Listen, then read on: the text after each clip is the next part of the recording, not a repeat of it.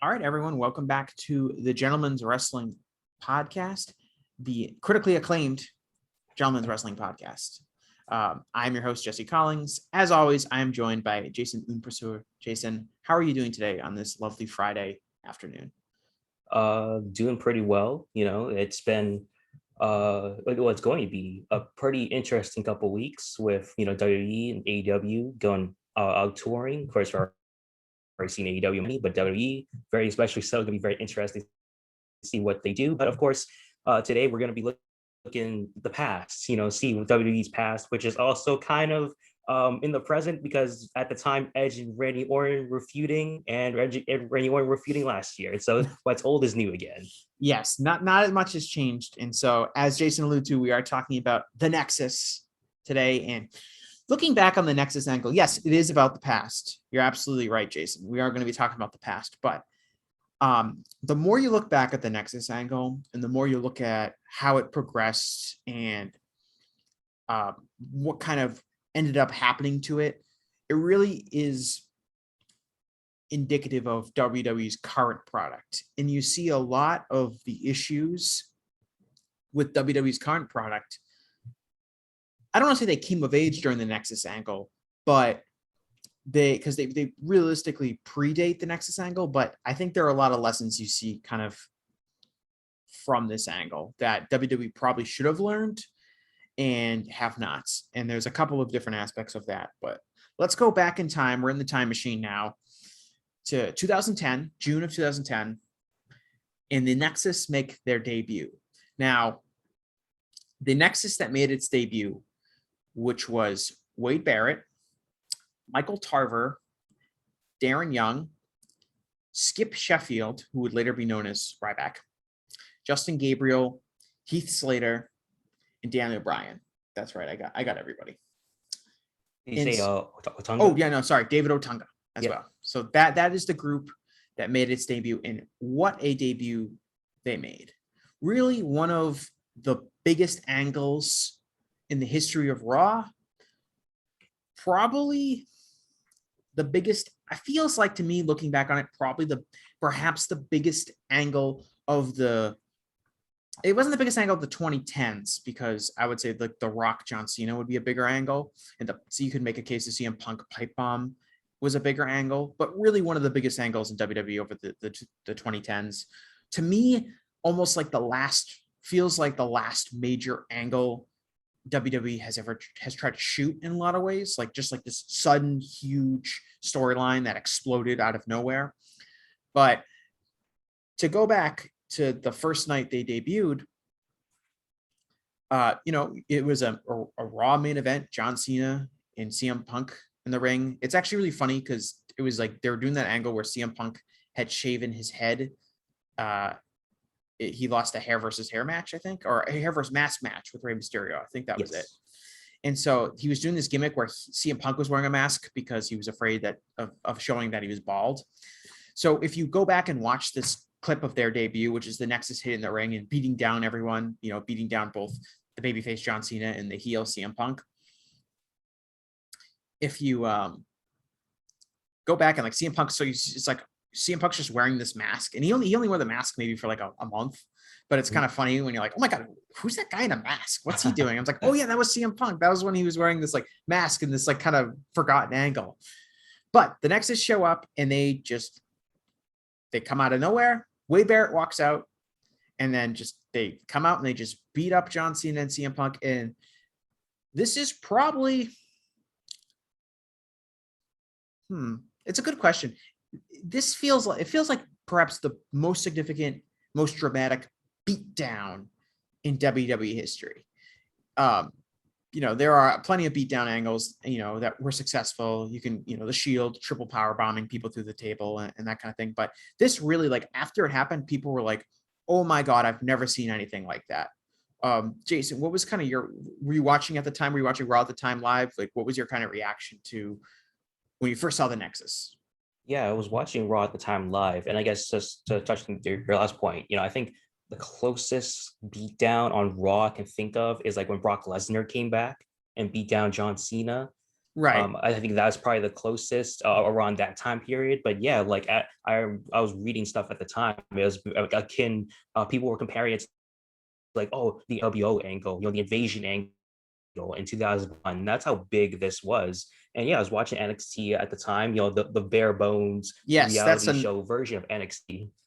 Yeah, that was the big one, and that was like all this random games they're playing, all like their promo classes, essentially live. They had no scripts, they're all shoot promos, and it was cringy because these guys, they're inexperienced, they don't know how to cut promos, but that was sort of the point of that. And yeah, when they came out, it was super surprising, and I forgot at the time that the whole Raw of that night, it was all through fan voting, and so Jack Swagger and Rey Mysterio could have potentially been part of the main event, and it would be so fascinating to see Jack Swagger in replace of CM Punk instead. Because look at it back now, it seems perfect to have the two top guys, Cena and Punk, in the main event of Raw, but might not have been that way, and so it was so interesting to look at in retrospect. Yeah, I think if I'm WWE, I'd be pretty confident in a fan vote that like Cena versus Punk would do better than Mysterio versus Jack Swagger. But that's interesting. I didn't remember that.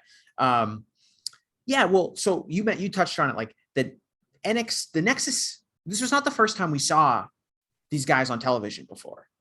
It was the first time for some fans, but when WWE closed down or rebranded ECW ECW was on Wednesday nights on Sci-Fi, and they kind of changed the format. They got rid of the ECW name and they called it NXT, which was, like you said, it was kind of like a quasi wrestling / reality TV show competition where these guys would, compete, and whoever won, I forget what the original winner got. I think it was a world title shot. Yeah, that was the idea. And so they had this with the members of the Nexus, and Wade Barrett won the first season, and he wins it. And it's like, okay, good. He won the first season, and we don't really know when we were going to see him again, or what was going to happen to all these guys. And then so they come out on Raw, and Wade Barrett, and they're like, oh, the announcers don't pretend like they don't know who the person is, which is maybe what they would do now. But they like, oh, that's Wade Barrett. That's the winner of NXT. What's he coming out? And if you're a fan, you're like, oh, okay, you're interested that he's coming out, but it's kind of like, oh yeah, he's coming out. We know he's got a title shot. It makes sense to debut him, kind of having confronting John Cena or CM Punk. And then of course, all the other members attack, and you're like, oh my God, it's all the other guys from NXT. And oh my God, they're beating up John Cena and CM Punk. And this was like an endless beatdown. They did all sorts of stuff. The big thing for me as a fan watching it, and I wasn't as smarky or as hardcore as I am today. Right. It wasn't like I believed in kayfabe, but I was still just kind of wading into that territory. I just kind of had started like going online and reading wrestling news sites and such. But I remember really being blown away by two things. The first was they beat up the announcers. They beat up Justin Roberts. That was the famous incident that Daniel Bryan choking out Justin Roberts with a necktie that was apparently too violent for USA, and it led to Daniel Bryan getting fired, and then, of course, coming back. But also that they beat up John Cena and CM Punk. And CM Punk was there with the Straight Edge Society as well. But they beat up the heels and the baby faces. And then even at one point, CM Punk gets in the ring to try to like save John Cena or try to get them to stop attacking John Cena. And they beat him down again. But that was I remember watching that being like, whoa, I can't believe that like the bad guy is helping the good guy. That means these guys must be like super, super evil, because they've immediately almost like broken kayfabe, and now they're trying to attack them. And that is what I remember originally being like, whoa, this isn't just like an introduction of Wade Barrett. This isn't just like, oh, they're getting, a new program going. This was like, this is a major angle.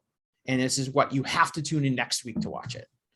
Yeah, for sure. I was looking up the ratings at the time for that episode. Like that Raw that night did a 3.10 rating with 4.37 million viewers. And I think the estimate was that the final angle with the Nexus gained them 861,000 viewers. And so that's how big this angle was, especially for that time, especially in retrospect now, you compare it to the ratings now. Yeah, that's like half of Raw, 861,000 viewers. Exactly. And so that's how big this whole thing was. And yeah, it seemed like, oh, we're building eight new stars right away. And of course, now you look at that now where everyone is like almost pretty much one member is only still in WWE. Everyone else is gone from WWE. But at the time, everyone seemed like a big deal. Like Mhm. you didn't really know what to expect. Justin Gabriel, Heath Slater, they seemed like, oh, this young, dynamic, athletic guy. Skip Sheffield was this huge monster of a guy. Obviously, not as he is now, but still pretty huge at that time. And of course, Wade Barrett had the charisma. He was mentored by Chris Jericho, the world champion at that time. And so, like, there's a Right. lot of legitimacy behind these guys, during that time period. Yeah. So what looking back on it, what the Nexus angle looked like, and it's kind of clear what I think the original idea maybe was and should have been, which was that these are the building blocks of our future. If you're WWE, these are the people, the new wave of talents that we're going to bring into the main roster, and they're going to be the faces of our company throughout the 2010s and beyond. You can go back to in 2002, they didn't do a major angle, but they brought up a lot of talent from OVW, John Cena, Brock Lesnar, Batista, Shelton Benjamin. I'm trying to think of anyone else in that OVW. Randy Orton. Like Yep. You bring up this big class of talent, and it was a similar. It's like, okay, here's our developmental talent. We're gonna push them all up at this relatively same time. They all came up in different angles and such, but the idea was these are going to be our future, and they were. Those are the biggest stars in the company in the post Attitude Era, or people like John Cena and Brock Lesnar and Batista and Randy Orton, and so this kind of felt like 10 years later, or 8 years later, they're doing the same thing. Their guys are coming out and they're building the block, and here's what they are, and they're all kind of different guys. They're not all the same, and clearly Wade Barrett was supposed to be the biggest star, and he fit the bill. You look back on Wade Barrett, it's a shame. His career for me is a huge waste of potential, because you look at him and he could talk, he had charisma, he could talk very well, he had great size, he was a good enough worker. He was a good worker. He wasn't, I don't want to say he's bad or anything like that, but good enough worker for his job. Was put in different, even during his time post-Nexus, put in different positions in the company, and always tried to do his best and tried to do well, and just never worked out for him for a number of reasons. But that's what I look back as similar. Like, these are the new guys, and that was kind of the whole point of NXT, having them on this NXT reality show, which was, these are guys that we believe in. These are guys that we think are going to be big stars, and maybe not all of them will make it, but maybe a few of them will. And realistically, unless you count Daniel Bryan, none of these guys did what they wanted to. I mean, none of these guys are wrestling in the company right now. Yep. You can go up and down the list, but none of these guys are wrestling in the company right now, and only a few of them are actually wrestling, period.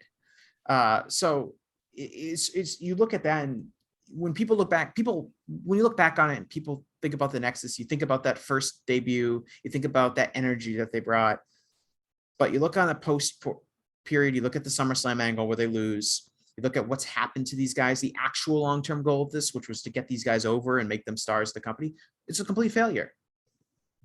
Yeah, for sure. I mean, obviously, like there's a lot of weeks in between then where the Nexus were attacking everyone, including Bret Hart, who was Raw GM at the time. It's just funny to look back on. But yeah, the big thing is that SummerSlam angle where this was it should have been at least some big victory for them to really build legitimacy for them. However, of course, Bryan, he comes back, but he doesn't come back to sort of interfere or help Team Nexus win. He sort of helps out Team WWE and really just build his feud that he had with the Miz during the NXT. And that was really just the only reason they brought him back for Team WWE.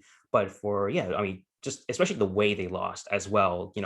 John Cena, he eats like a DDT on like the concrete floor, but he still survives that and beats Gabriel and Barrett one-on-one, and he makes Barrett tap out clean, and it ruined his legitimacy. And they kept doing John Cena versus the Nexus for the following couple months. Cena, he joined the Nexus, but then he got fired as well, but he didn't really like leave the show because John Cena is still a big draw, and so they're gonna take him off TV. But he's still doing like other live events and all that stuff, and so just a big bungled mess of an angle that like they clearly didn't have any long-term direction in. Yeah, and that's ultimately where I think the problem with the Nexus arises, is that fans wanted it to be, this major angle that was the future of WWE. And what it ended up being was just another opponent for John Cena to work a program with. Just another group of people to bring in. So John Cena has a heels to feud with. In the feud lasted, ended in December so it lasted 6 months, but ultimately was just basically heels for John Cena to eventually beat, and that moved on. And I think how successful that first angle was, that first night, and the momentum that they had. I mean, because you would see, like, you go to the arenas or watch on TV, and fans are all wearing the shirt, which is this very simple, just this yellow N that, really simple design, but really well done as far as, getting people to wear it, getting people to buy it. And they were over, but it never turned out that way because, there's the famous story. Apparently, I believe Edge and Chris Jericho, who were on the SummerSlam match, basically told the story where they were like, "Hey, John Cena, like, you shouldn't kick out of this guy's move and take this DDT on the concrete and then just beat them 2-on-1. We need to get more out of it." And John Cena's like, "No, I think we should do this." And then afterwards, they were like, "John, we know you're a big star, but you should listen to us sometimes." And it was kind of the definitive moment of like John Cena burying people, John Cena burying guys. And ultimately, I think it's all Vince McMahon's decision. So I don't really blame John Cena for like beating these guys. But that is ultimately what happened, is that this turns into a feud for John Cena to beat up some guys for a few months, which has been kind of what had been happening in WWE for years and years. And it was an opportunity to both build the future and just shoot this really interesting angle that fans hadn't seen before. And unfortunately, it kind of evolved into the same old story. Yeah, I think Arn Anderson has kind of told the similar as well of, just the whole all behind the scenes of John Cena's finish and all that stuff. And look, from John Cena's perspective, he's the top babyface. SummerSlam is one of the big 4 pay-per-views. Mm-hmm. He wants to bring end the show, make the fans happy, take them home for a happy ending. From his perspective, it makes sense. But obviously, yeah, like you said, it's Vince McMahon's company. If he really wanted the Nexus to win, he would have convinced Cena that, hey, the Nexus has to win. We need to build these guys up. But obviously, Vince probably had other priorities in hand, other than just building up new stars. And we can also tell that, the angles after that, Wade Barrett was still the main guy. But other than like Ryback, Skip Sheffield, everyone else was kind of made to look like jokes. Like they lost all the credibility after that loss. They were made to eat losses and really to get made fun of. And that's really a big thing with WWE and factions. Like usually with factions, they only have 1 or 2 guys that they really have priority on. Everyone else is kind of just fodder. They're kind of afterthoughts. Even look recently with the Hurt Business, like clearly the only plan was for Bobby Lashley and MVP. There's really no other plans for Cedric and Shelton mm-hmm. Benjamin. They were very easily tossed aside because their only priority was Bobby Lashley, not really everyone else in the Hurt Business. Yeah, I think, and so like, if John Cena went over in the end of the feud, I don't think it's a problem. The problem was that the Nexus got very few wins on John Cena. That SummerSlam match is really key because when you're talking about the Nexus is not the NWO. It's not these giant wrestling stars who everyone knows coming in and beating up people. It is people that are really unknown to most wrestling fans. They come up, and a lot of people who, unless you watch NXT, you're like, who are these people? I don't know who any of these people are.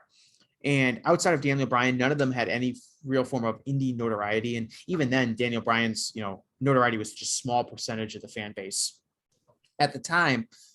But you get to that SummerSlam, which is their first big match. You need to win. The menacing heel group. If this is going to be a 6-month storyline, the heels that are brand new need to get that win to establish themselves and to give them credibility. I mean, look at this. Sorry, hold on a second. Look at this not the SmackDown, this SummerSlam match, right? So you've got the Nexus, right? And we've gone over the people in the group. None of those people have any credibility, really, to fans. They have credibility because they're part of the Nexus and it's this hot angle, but individually they have no real credibility. And they're wrestling John Cena, who's the biggest star in the company. They're wrestling Edge, who's one of the biggest stars in the company. They're wrestling Chris Jericho, again, one of the biggest stars in the company. They're wrestling John Morrison, who was an upper mid cutter at that time. Yep. R-Truth was there. Yes. Who was taken seriously at that time as just kind of a real middle mid card guy. Yep. But a somewhat established name, guy who'd been around for a few years. Bret Hart, who granted it's late career. I'm not taking any bumps, Bret Hart, but Bret Hart, who's a living legend and will always have credibility with fans. And then Daniel Bryan, who comes in afterwards. But we're talking about a real all-star juggernaut team. It's really hard for fans to buy a bunch of rookies that they've never heard of going against that kind of team.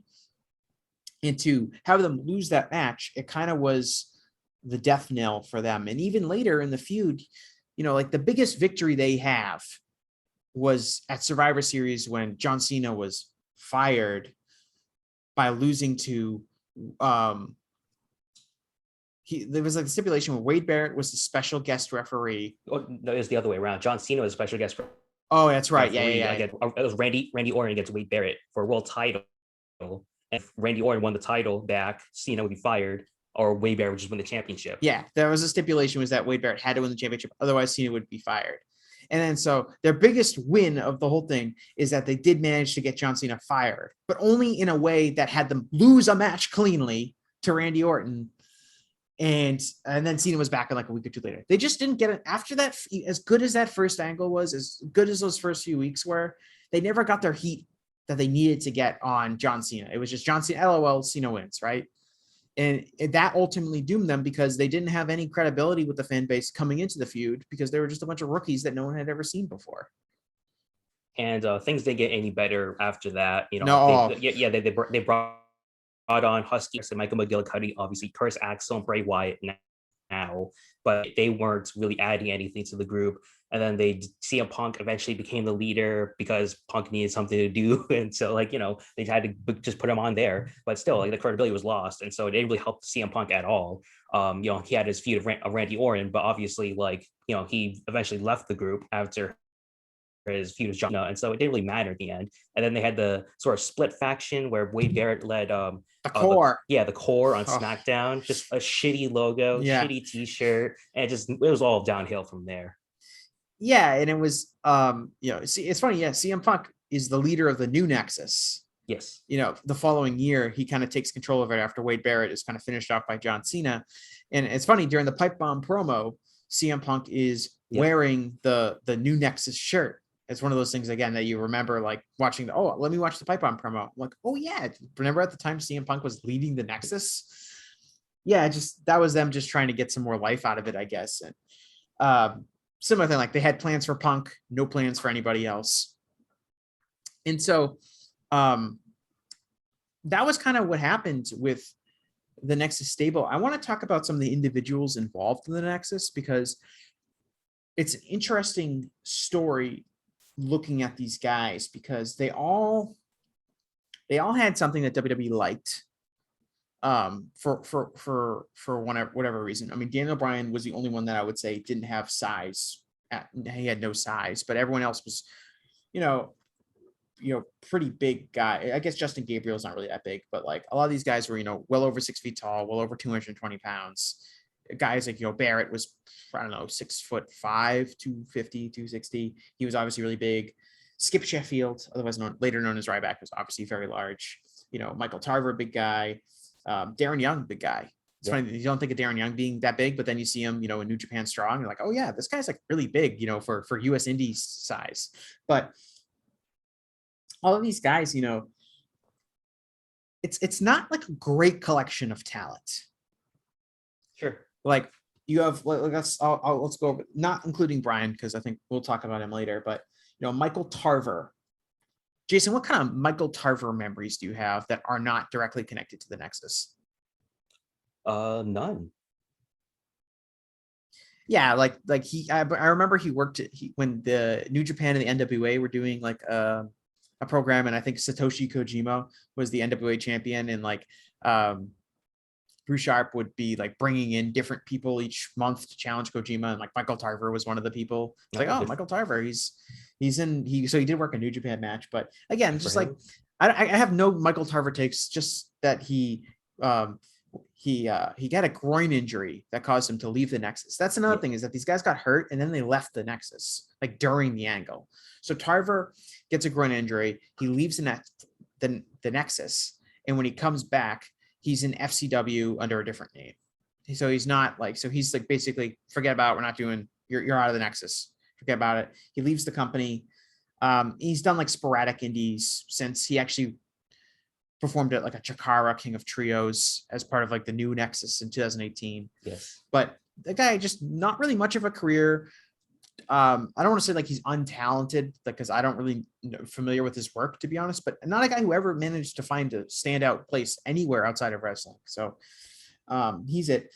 David Otunga, guy with a really good body, really cool, backstory. He was a, Harvard educated lawyer. He was married to Jennifer Hudson. Again, like really good body, could talk, had charisma, never good in the ring, never quite clicked for him in the ring. Would be around as a personality, and not a bad one. Like he did commentary, which he wasn't awesome at, but like as a manager, as like a kind of snooty lawyer that could get physically involved. I thought there was potential there, but again, not really much, never really stood out really to me. Do you have any thoughts on Otunga? Yeah, I mean, I think David Otunga, he was doing commentary on SmackDown with JBL, and so obviously like those, those things, they don't really clash that well. And so like kind of on a uphill climb from there on commentary. And yeah, just he was doing color commentary as well. And so like, there wasn't any high expectations for that kind of role. He was fine, but yeah, nothing really too remarkable. Yeah, again, like not someone who like really stands out as like a great talent that they blew it with. Because they blew this angle. They blew the angle, but yep. With the exception of Barrett, to me, there's not a lot of people here where I can say, wow, they really like screwed up all this great young talent that they had. Justin Gabriel, he came in, having some smaller indie experience, was kind of like the high flyer of the group. When they do their beatdowns, it would all be set up for him to do the 450 splash, which he always sold by like really grabbing his ribs like he really hurt himself, which I always thought was kind of awkward, because it'd be like, you're supposed to be like, I get it, you're selling that you're doing this high risk move, but like you're supposed to be doing the beat down. You shouldn't be like getting up grimacing like, oh, that hurt me so much. Like you should just be like, I'm gonna do this 450 and it's gonna be like nothing for me, but it's gonna crush you. And he's had probably the most robust post WWE kind of post Nexus career. He did some tag teams, mid-card stuff. He left the company in 2015, kind of classic, I'm frustrated in WWE. I think I could do more.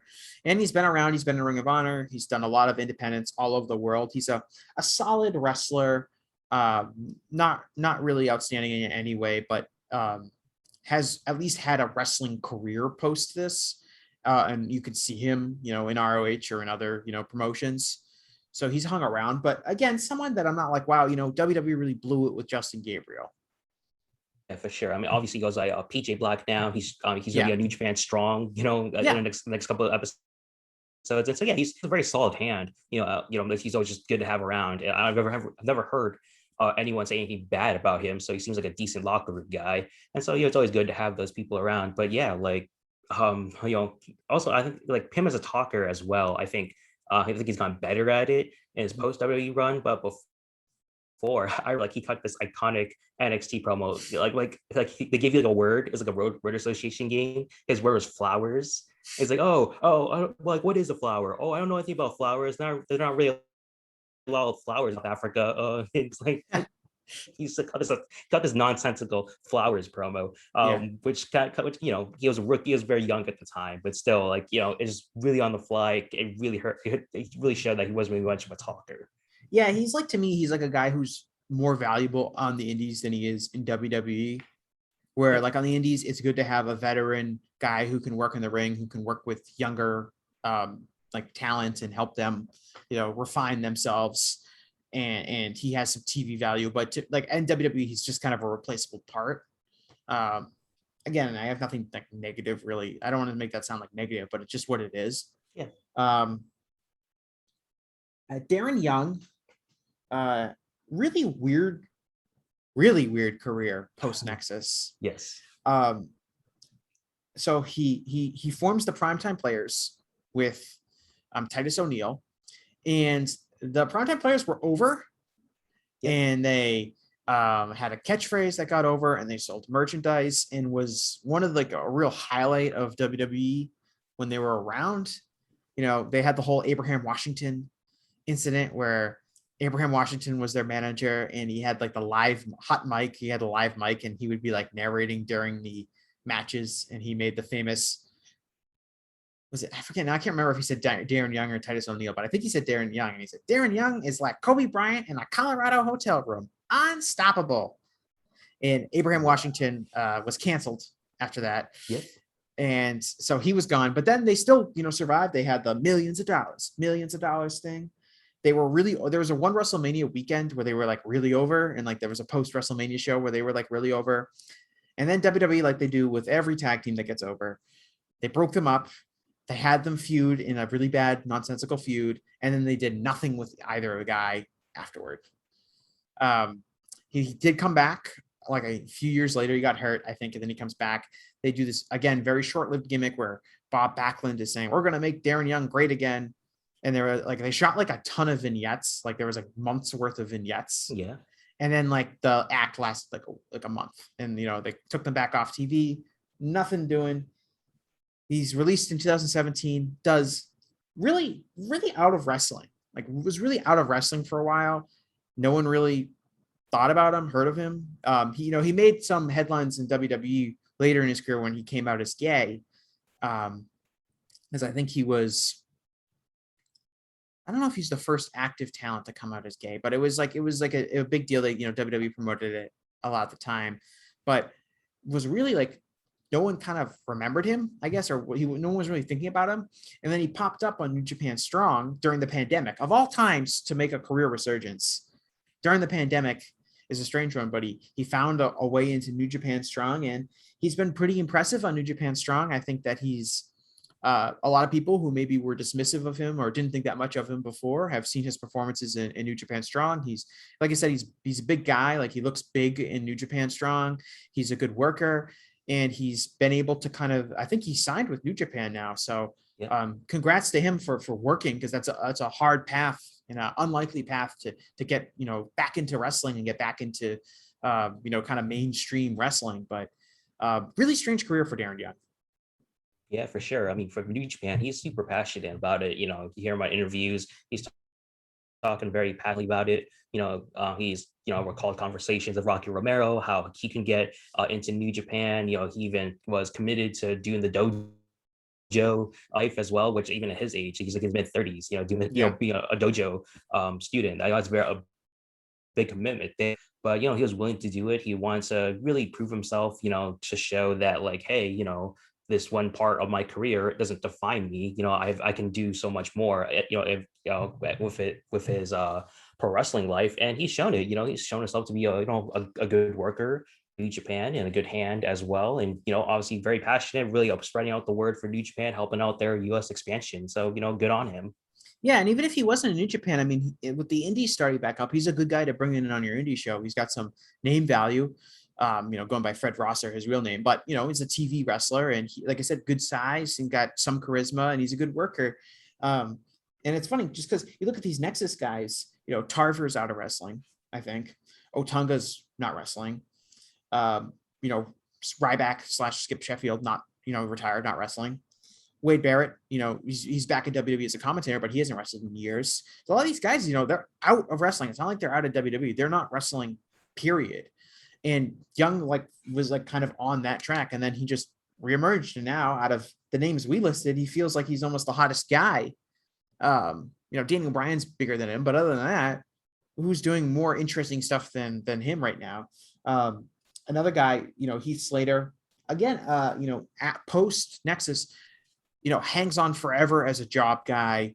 He had some charisma. He could do comedy, so he could kind of. And he had the gift, Jason. He could make Vince McMahon laugh.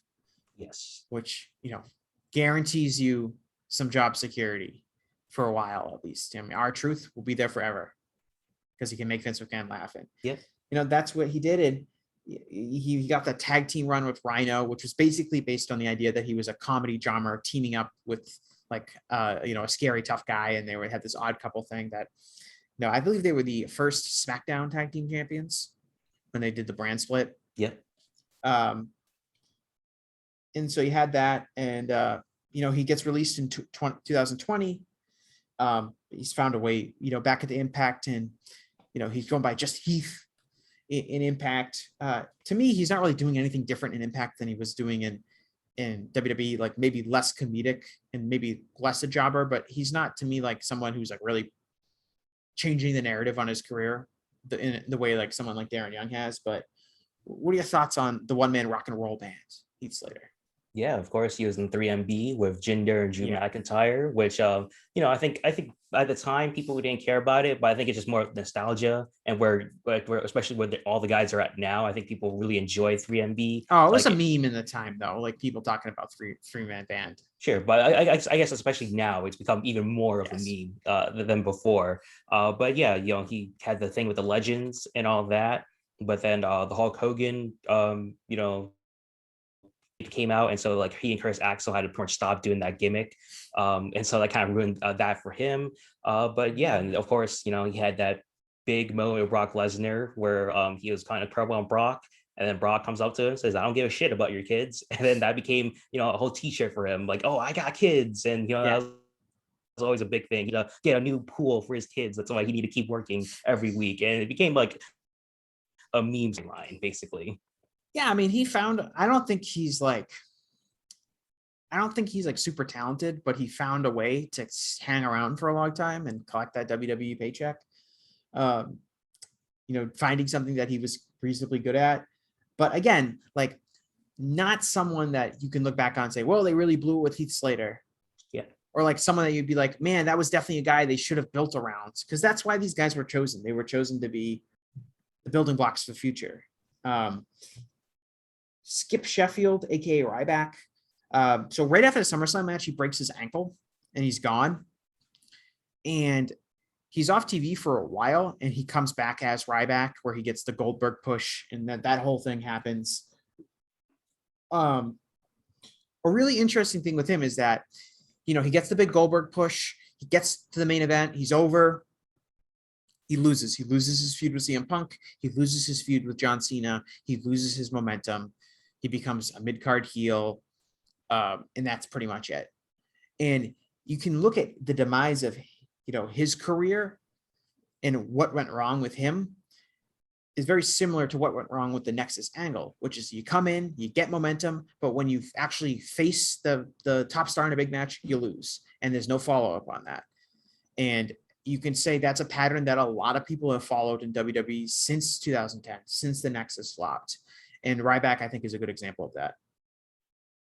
Yeah, I think the big thing isn't really just, he loses to the big guy, or the top star, I mean, but I think the big thing is no follow-up after that. He wasn't in a follow-up feud strong, similar to like what AEW is doing with Jungle Boy. Jungle Boy loses the big match to Kate Omega, but still he will be kept, there's a faith that he will be kept strong, be good follow-up on him. For WWE, look at the people Roman Reigns as being down. He down everyone on the roster, but there's no follow-up to any sort of extra credible challengers to him. And so I think that's the big thing there. It's not really just, Ryback lost to Punk and lost to Cena, because those are your established top stars. It's just really not really a follow-up to that. He wasn't really a big mid-carder, and at least a credible high mid-card guy after those feuds with Cena and Punk. Yeah, and you think about, like, it's just kind of the frustrating aspect of they spend the time to build someone up, but their idea is we'll build someone up so we can eventually feed them to one of our top stars, and kind of ignore the idea of let's build someone up and then they can go over one of our top stars and then they will become a top star. Yeah. And I think that's hurt WWE over the years as guys have aged out, guys have gotten older. Outside of Roman Reigns, I feel like your hierarchy in the company is like basically people that we can build up to feed to Roman Reigns. And that's kind of the same mentality. It's what doomed the Nexus. It's what doomed Ryback's push after the Nexus, because both Nexus and the Ryback were really over. I actually didn't like Ryback when I was watching him. I thought he was boring. But like I said, go back and watch Ryback's, like, the crowd reactions. Go back and, like, there was a time where he was really over, and they did blow it with him, just like they blew it with the Nexus. And it was because of that mentality of not ultimately not wanting to build new stars, only wanting to get them to a certain level so you can feed them to your established names. But eventually you're going to never have any established names if they all get old. And so outside of Roman Reigns, I feel like that's all, that's ultimately the major problem with the company is the lack of top stars. I think that mentality is the biggest hindrance to that. Yeah, like during that time, it was all about Super Cena, keeping Cena Yes. strong no matter what.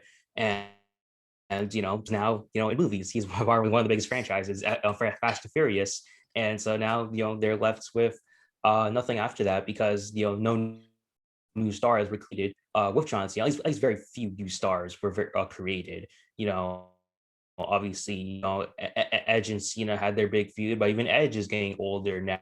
And so, is the lack of, fresh, new, young stars is really lacking. And, sort of people to get excited about, like even like the NXT has a breakout tournament right now. They have very much unknown type of stars, but still, I don't really feel this enthusiasm for like, oh, this one guy, he's going to be a future champion someday. It's just like, oh, hey, it's a neat, little tournament to see new stars, but still I don't really see this huge enthusiasm, I guess, as opposed to what we had before with the Nexus. Well, I can tell you right now, the reason you feel that way about that tournament relates back to what happened to the Nexus, and that is that over the years WWE has taught its audience to not get too excited about young new talent. Yeah, because they're going to screw it up, just like they screwed up the Nexus, just like they screwed up Wade Barrett after the Nexus, just like they screwed up, Ryback's push, just like they screwed up, any of these NXT guys.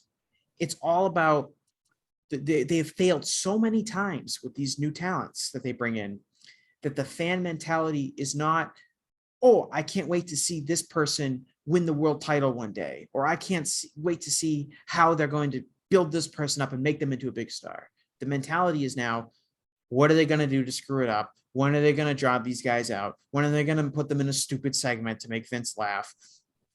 And that, to me, is a huge hindrance long-term in getting talent over, because the fans are naturally very defensive and incredulous to new names, because we think that their WWE is going to screw them up. Vince is going to lose interest. They're just going to drop to Roman Reigns or whoever's the golden boy at the time. And all of that comes back to things like the Nexus Angle, where something feels hot, the fans got really enthused about it, fans got really excited for what the Nexus could be, and ultimately it was just, oh, they're just, they're going to lose and we're going to screw it up.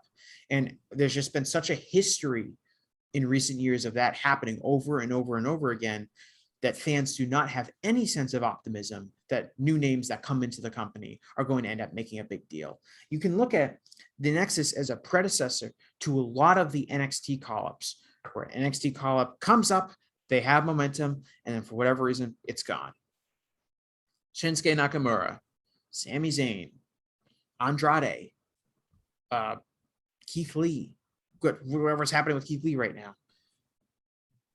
The list goes on with these people. People that people get excited about when they come up, and then they come up, they for whatever reason, something happens, they get hurt, Vince loses interest, and they never reach the ceiling that fans want them to see, which is perennial world champion or whatever. And the fans have now taught that. I mean, if Adam Cole shows up on Raw or SmackDown, they'll pop for him to debut, but I feel like a lot of fans are going to be like, oh my God, Vince is going to bury this guy. And we're all just going to be sitting here waiting for it to happen, because we've been taught that that is what happens to people like Adam Cole, or really any new person that tries to get over. As opposed to, 6 or 7 years ago, oh, I wonder what's going to happen. Oh, he's going to be a big star. They're going to, or Kevin Owens comes out and faces John Cena. It's just a mentality that has completely changed how WWE can make new stars, because the fan base is now very reluctant to get that enthusiastic about new names. Yeah, and especially you compare that to like New Japan, while the enthusiasm isn't at where it was in its peak, the enthusiasm that is there, excited, the young lions, Suji and Yumura, they had their whole series of like, I guess, trials before they go on their excursion. and people excited about that. Those were their best matches on the tour. They're very excited to see the futures of those guys. Shota Umino, he's popped back up on the UK indie scene. He's going to be on the one of the US shows. There's people are excited about him as well, seeing his future, possibly as a future champion in the company. And so there is always this crop of stars compiled with the older established stars like Tanahashi, of course, the champion now is Shingo, Okada, of course. But yeah, there's always that mix of enthusiasm for young stars. I'm sure, a couple of years down the line, especially for Suji and Yumura, a couple of years down the line, we'll see how happens to those guys. But still, people are excited to wait that long to see what happens with a Yumura or Suji to see whether they become future champions of the company. It takes effort to pound optimism out of wrestling fans. They naturally want to get excited about potential for things to happen. Any fandom is like that, but wrestling fans, you can look at if they think we want things to be great. We want to imagine the best case scenarios. We want to imagine awesome angles and cool matches and new stars getting over. So it takes effort to put WWE fans in the position that they're in now, which is we've been taught over the years to not get that excited, to be pessimistic and not get optimistic. New Japan is not. New Japan elevates young talent. New Japan elevates Okada to the position. New Japan elevates Naito. New Japan elevates Jay White, Will Ospreay, Evil. These people do get pushed. And so it becomes easy to get excited about prospects in young lions like Yota Tsuji or Uemura. Like it becomes, it's exciting to think about those guys. It's exciting to think about Shuta Umino or Ren Narita, or these guys who are on excursion, because people like prospects. We like them in any sport. People like talking about basketball prospects, baseball prospects, NFL draft picks.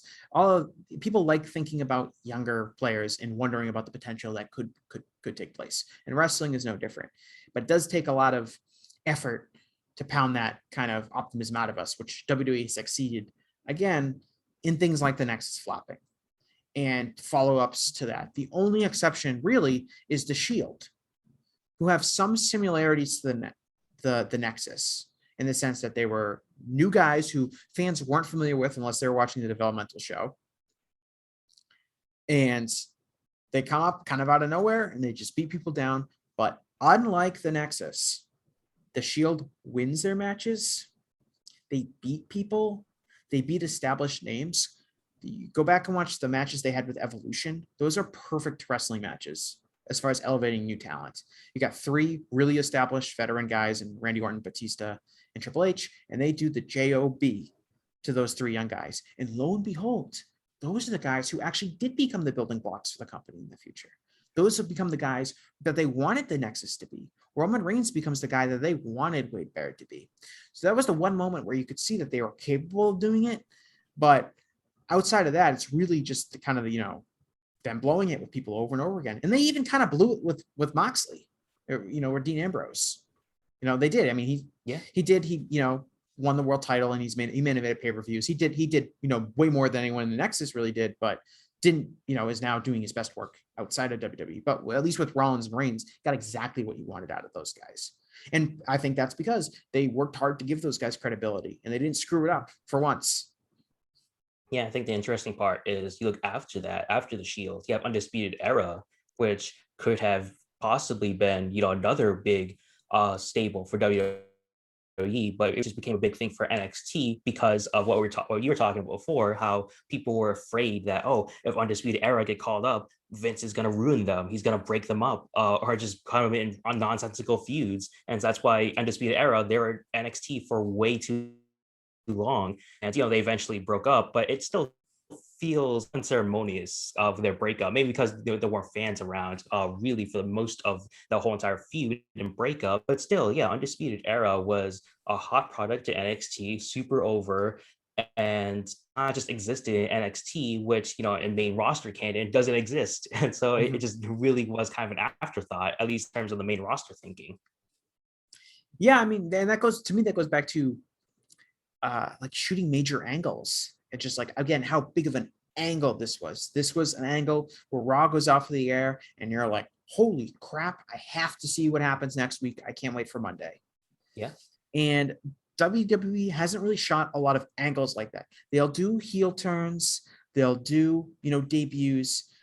But as far as just like this really hot angle, this singular moment you can point to and say, whoa, I can't believe they just did that. I can't believe that person showed up and beat up that person.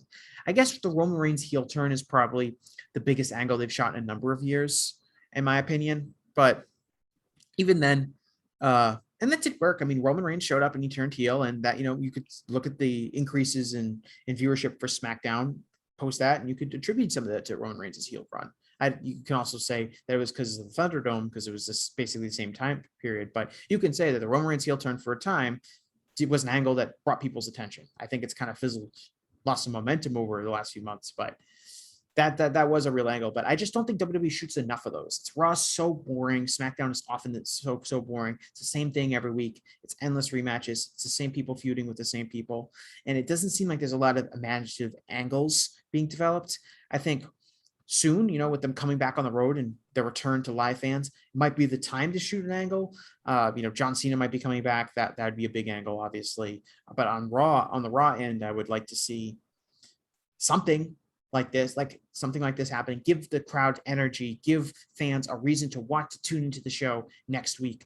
That isn't just like watch, Shinsuke Nakamura and Baron Corbin wrestle for the 300th straight week, or watch Shayna Baszler and Alexa Bliss do something goofy, or Matt Riddle make faces at Randy Orton, doesn't understand why Randy Orton's going to be his friend. It's just that kind of shooting a major angle, like with the Nexus or something equivalent to that, would be interesting. I mean, there was rumors, it's been battered around back and forth about like the Nexus, like doing the Nexus again.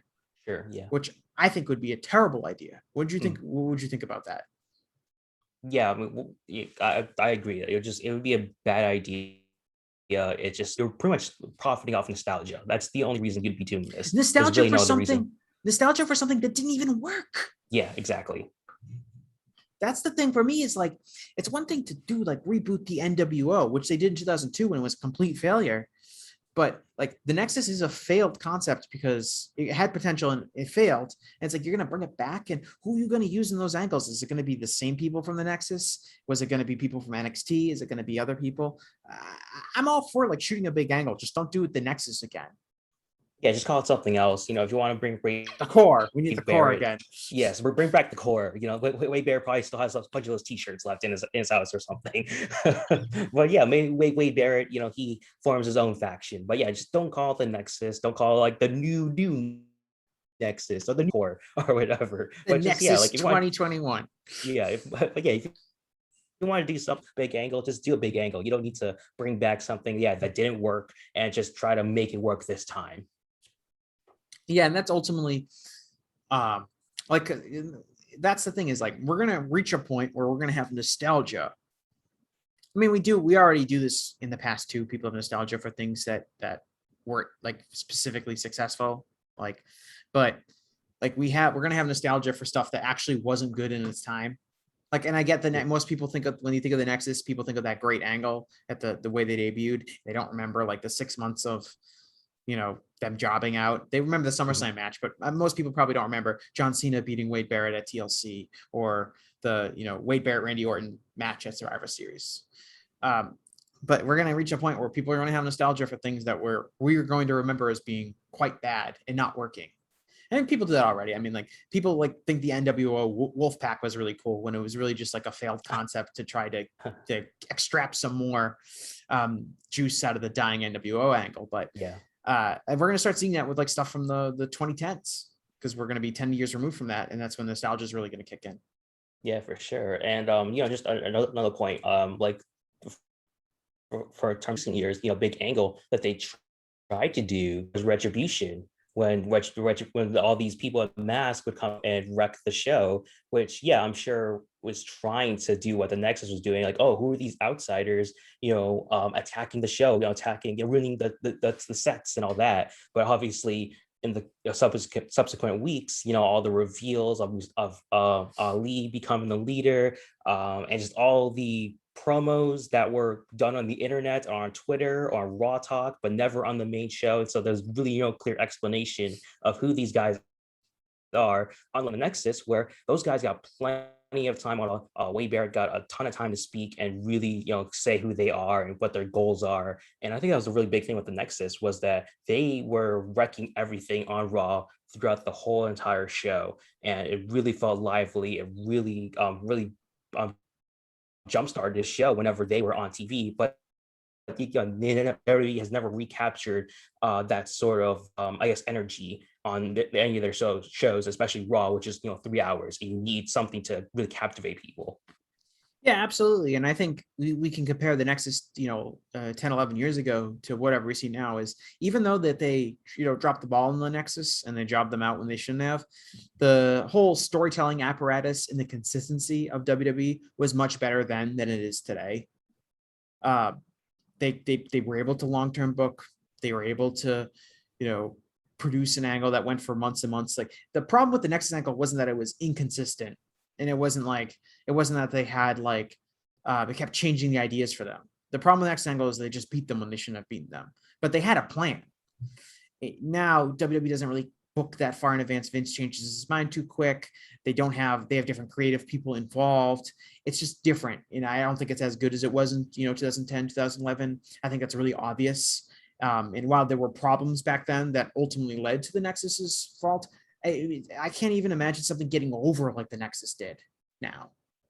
Because if the Nexus debuted, like Retribution's debut is not that different than the Nexus. Like, they came up, they beat up everyone, they beat up the NXT fans that they had standing around ringside. Right. They did this whole big debut, and people were like, what's this new group? I wonder what they're going to do. And just immediately it fell apart.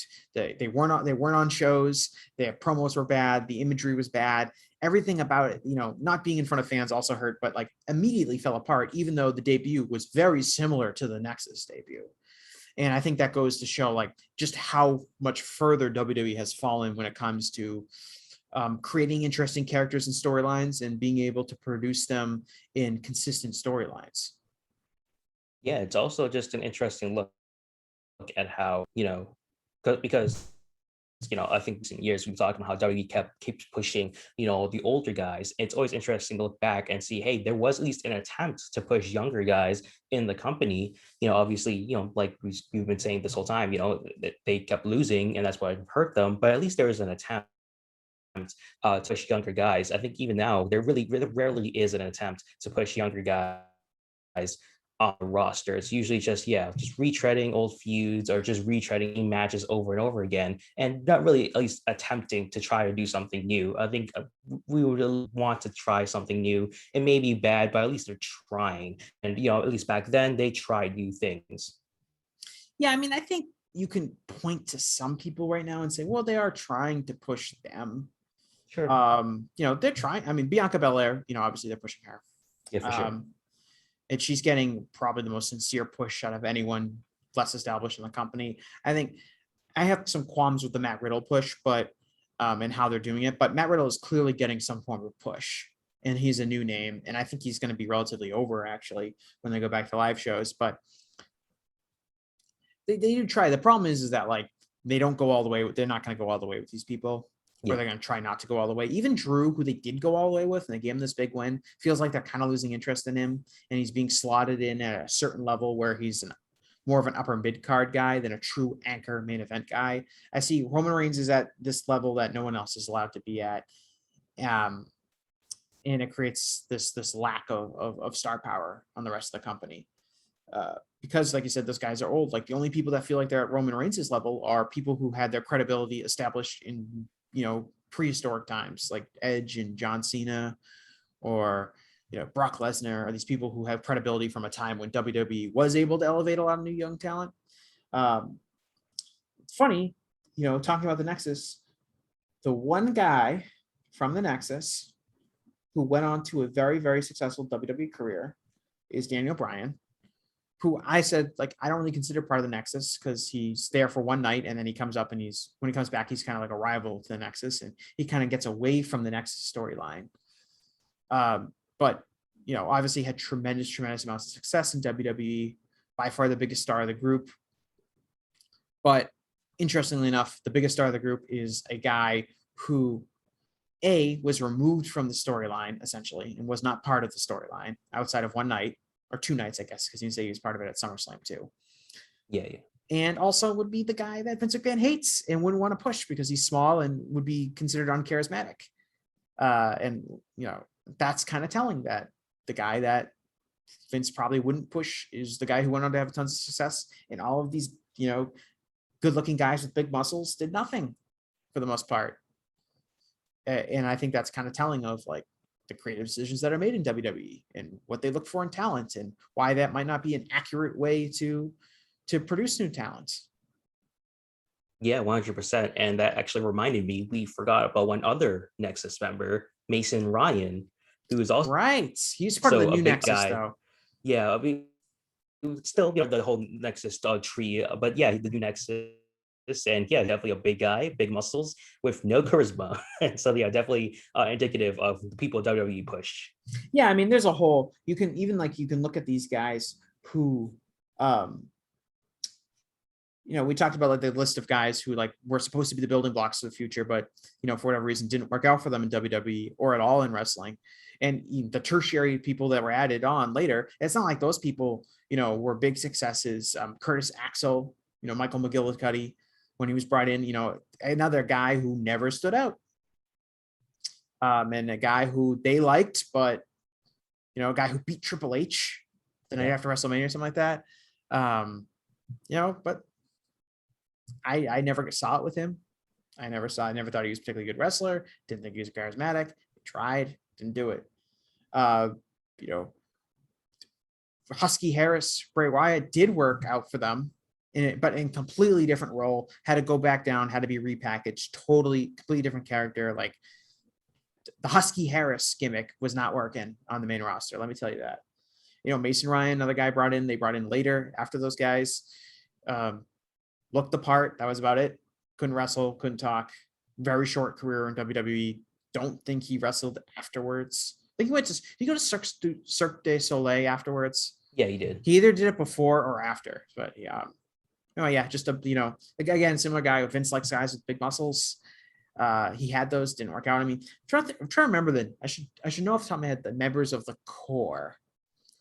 Because I want to say one was definitely Ezekiel Jackson, who's another guy that WWE pushed for cosmetic reasons and never worked out. Let me look that up. I think Heath Slater was in the core too. Yes, I think there was only 4 members, right? Who knows? Heath Slater, Justin Gabriel, and obviously Wade Barrett. Yeah, so it was really just Ezekiel Jackson, but we can even throw them in as a tertiary Nexus member.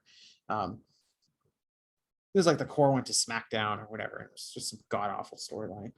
But yeah, you look at those guys and none of them amounted to much. And I'm curious to see like WWE. We talked about NXT and WWE. There's this kind of new idea behind who they're going to push in NXT and who they're going to push in WWE. And they want prospects to be bigger and they want them to be younger. So you're not going to see as many. Vince McMahon went to NXT Performance Center. It was a very hot, noteworthy. Like he went to the Performance Center to look at talents, and people were worried they're going to get released or whatnot. And want to evaluate stuff up close and personal. And they, we've gotten backstage reports that they want, male talent over 6 feet tall, over 220 pounds, and under the age of 26 or 27. And you can look at this. This top was it next. It's not NXT Top Prospect. What's the name of the tournament? The breakout. Yeah, the breakout tournament, and you can look at the people that they put in the breakout tournament, which are presumably people that they want to push in NXT. And it's not people that look like Johnny Gargano. It's not people that look like Adam Cole. It's Top Dollar. Or Josh Briggs and these, guys who are huge and heavy and big. And those are going to be the people that you're going to start seeing getting pushed in NXT. And I mean, I don't know if it's going to work. I don't know if it's not going to work. I think ultimately WWE's inability to create talent that connects with the roster or connects with fans and produce storylines that fans are interested in is what's really handicapping WWE's, next era of talent. I don't think it has to do with the individual sizes of the talent. I just think it has to do with storytelling and creative aspects of it. But that's what they're going to try again. I wonder what's going to be like, because as we saw with the Nexus, they pushed a bunch of big guys and it never worked. Yeah, it's definitely just a wait and see what happens, especially with live crowds. And these shows again, see who these crowds react to, who they vibe with. But yeah, it's definitely just a wait and see. Maybe they'll luck into something. Maybe they'll get lucky. One guy, like a Bryan, maybe not as over as Bryan, but just someone that the crowd just randomly sort of attaches themselves to, and sort of finds something in, and maybe. But if it's the wrong guy, they'll beat that out of them. Yeah, that's true. They don't want people getting over that aren't. I mean, Daniel Bryan push. Daniel Bryan's career in WWE is WWE trying to not get Daniel Bryan over. I think peaking when they tried to give the yes chant to Big Show, but which is something they did. You can look back. Yeah. They did that. Like they did. So if it's not the right person, then they're not going to like it. I mean, I think that's just their mentality now, but it's going to have to eventually change. But that's pretty much it. I think it's fun to go back. And you got any other comments on the Nexus? Just wild time, watching SummerSlam 2010 back. It's a very interesting show. It was a great angle. Let's look at the SummerSlam. I have it up here.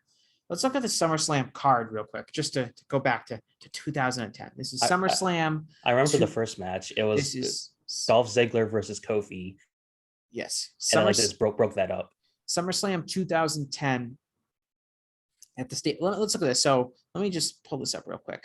So, it's interesting to look at this. So the year before, it did 369,000 buys. SummerSlam 2009 does 369,000 buys. Your main events were Randy Orton versus John Cena, in CM Punk versus Jeff Hardy in a TLC match. Those are your two world title matches. 369,000. And then the next year, which is the Nexus Angle, they do 350,000 buys. So it actually goes down. Now, that doesn't sound very good, but in 2011, the year after the Nexus Angle, 296,000 buys. Wow. And that was your main events were CM Punk versus John Cena, which was in the Summer of Punk angle, and Alberto Del Rio versus, I guess I'm looking, that's the last listed match, but CM Punk versus John Cena, and then Randy Orton versus Christian would be the two world title matches.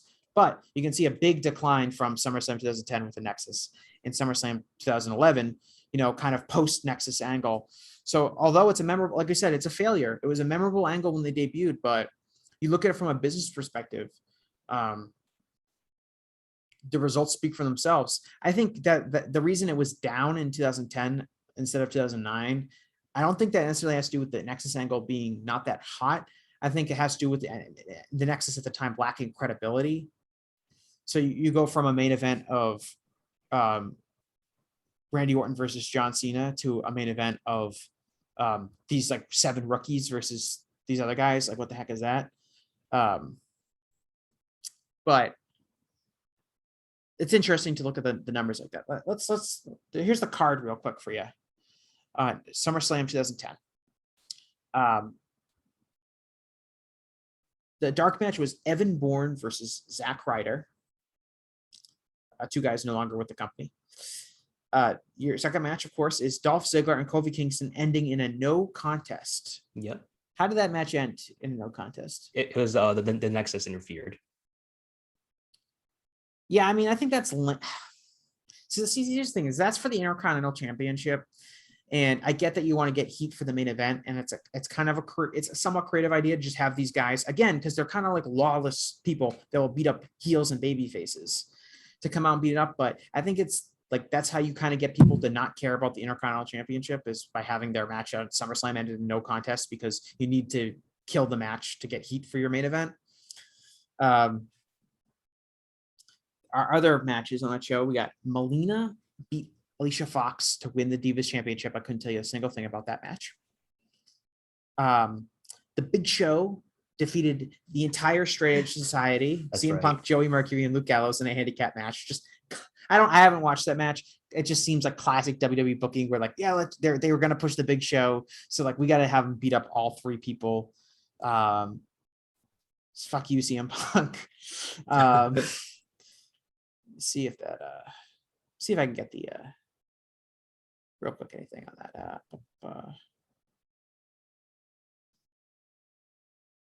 I got the rest. Yeah, no, I'm just looking at how the Big Show won. It says the Big Show delivered a KO punch to Luke Gallows, delivered a choke slam to Mercury onto Gallows, and pinned both of them to win the match. So that's kind of how that happened. So like the Roman Reigns stack them up thing, right? Basically. Yes. Then we had Randy Orton beat Sheamus by DQ. This is such a shitty match. Randy Orton beats Sheamus by disqualification. Sheamus was the champion, so Sheamus retains the title. The gimmick of the match was that if anyone who interferes in the match would be suspended indefinitely, and if Orton lost, he will not get another shot at the championship as long as Sheamus was champion. But of course, it's a stupid DQ finish, which is the last thing we need. Let's see here. This is Sheamus performed a brogue kick on Orton for a near fall. Sheamus retrieved a steel chair and fought with the referee over the chair, resulting in Orton winning by disqualification. Oh, that's such a bad finish. Wow. That's amazing. Yeah, now I remember it. So like this is the world title match at SummerSlam, and you end it because like Sheamus pushes a referee down with this while fighting over a steel chair. It's like, you know what, DQ. And since Randy Orton, I think the gimmick is man, that's such a bad match. It's just kind of like you go back and just look at these things, like these terrible, terrible finishes to some of these matches. And you can do this for almost any WWE pay-per-view, unfortunately. We also had Kane versus Rey Mysterio for the World Heavyweight Championship. That was after Kane had won Money in the Bank, I believe, the month prior and had cashed in. I don't really remember that storyline, though. Yeah, I guess I can see why maybe the buys were down, because like Sheamus and Kane were your world champions coming into this. That is a very good point. Yeah, those aren't your guys who were like really drawing it up. Let's see here. This was the whole Kane Undertaker storyline where like I think this was the Undertaker was dead. Remember that whole thing where he was like comatose? Oh yeah, the whole I think Kane was like promoting his movie at the same time as well. Yeah, Kane attempted to put Mysterio in a casket after the match, but Undertaker was revealed to be inside the casket. Kane delivered a tombstone piledriver to the Undertaker. At the very least, that match seemed to have a clean finish with just Kane beating Mysterio with a choke slam. But it's a good point for maybe that, maybe the Nexus Angle isn't to blame for that, not necessarily doing that well. And WWE just has was getting progressively less popular anyway, so there's not much you can do. So in 2008, 2 years prior, SummerSlam had done 477,000 buys. So it did over 127,000 buys, basically more than it did 2 years earlier. Let's see what the main event was. That was The Undertaker versus Edge in a Hell in a Cell match. That was it. And then Batista versus. This is a card here. Big Show defeated some guy named Bam Neely, which I literally I've never heard of that person in my entire life. That was a dark match. He beat Bam Neely. I think that was when they were still doing ECW. Yeah, MVP versus beat Jeff Hardy. Beth Phoenix and Santino beat Kofi Kingston and Mickie James in a mixed tag match where both the Intercontinental Championship and the Women's title were on the line. Matt Hardy versus Mark Henry. CM Punk beat JBL. Triple H beat Great Khali. This actually card isn't that good now looking at it, but the last two matches, Batista versus John Cena, Undertaker defeated Edge. Anyway, I'm not going to go through every SummerSlam thing, but interesting look back on the Nexus. I think that's it for today's episode. You got anything else, Jason? No, that's pretty much it. Just, also in that the whole main event, Darren Young was the first lead, and it was less than a minute. He got tapped out by Daniel Bryan. And so it was obviously a bad start, and it probably should have been foreshadowing for what the end result would have been. Yeah, I think there's a hierarchy they had to people that they liked and who they didn't like. Like obviously Wade Barrett was their favorite person. Then I would say it would probably be Ryback, and then probably some combination of Gabriel and Otunga. I would say was probably third because they liked Otunga. They did the whole angle where Otunga won the tag titles with John Cena. Yeah. Again, one of the few Nexus wins of that feud was when the Nexus.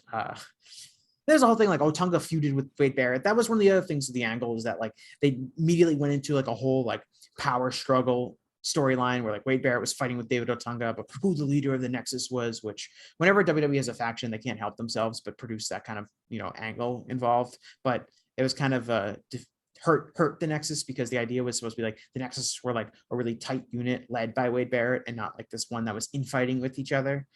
But anyway, that's pretty much it. Again, thanks everyone for sticking around and listening to us babble on about the Nexus.